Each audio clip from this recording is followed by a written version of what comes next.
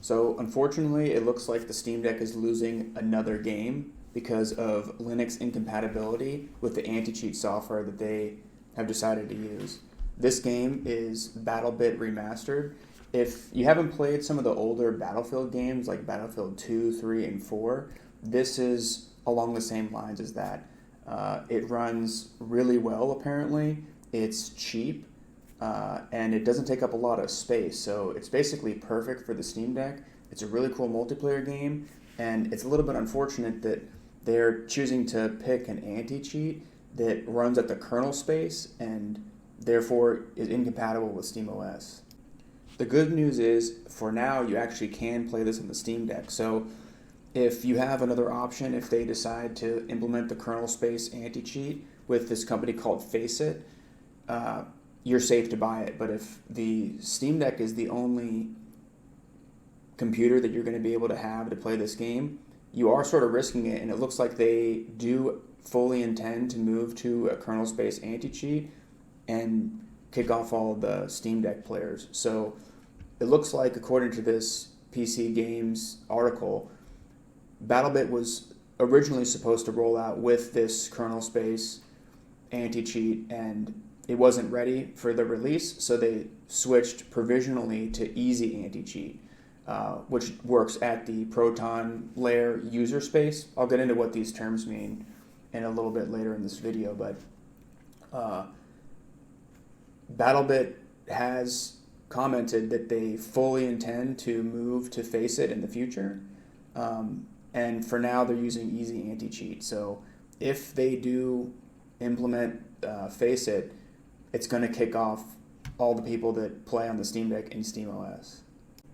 So if you want a more in-depth explanation than this, I have a previous video talking about BattlEye on the Steam Deck with games like Destiny. But here's a brief, high-level overview of exactly what's going on and why games like Destiny and BattleBit are not going to be playable on the Steam Deck. So these online competitive games, they want to stop cheaters, and so they partner with third-party companies like BattlEye, Faceit, Easy Anti-Cheat to look at the processes running on computers to determine if somebody playing with their game client is altering what the client sends in some way to be able to gain a competitive advantage, like wall hacking, auto-aim, things like that. There are two different genres of how these anti-cheat software work. The main, most secure is at the kernel level. So the kernel is the core of an operating system that allows the hardware drivers to interact with hardware. It manages all system processes. It is the nuclear core of your operating system. The less intrusive version is the user space, which is processes that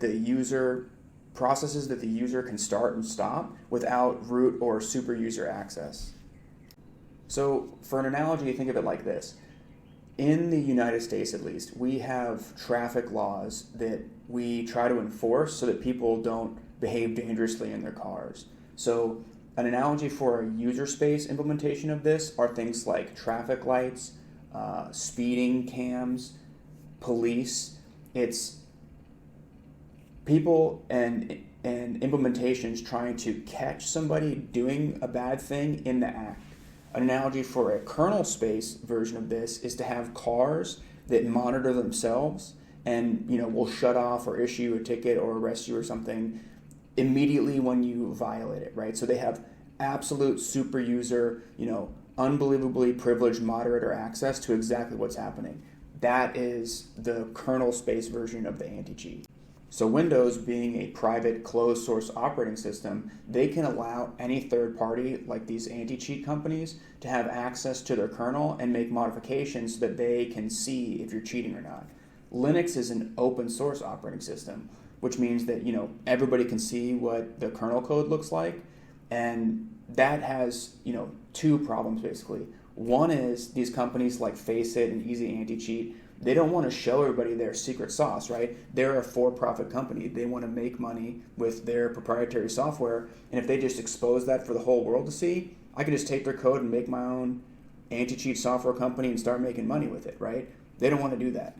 And the second thing is people who use Linux, they don't really want some company having root level, kernel level access to spy on the programs that they run on their computer. So even if they had the absolute best intentions, they can introduce a security vulnerability that has very, very serious implications for things that have nothing to do with gaming at all.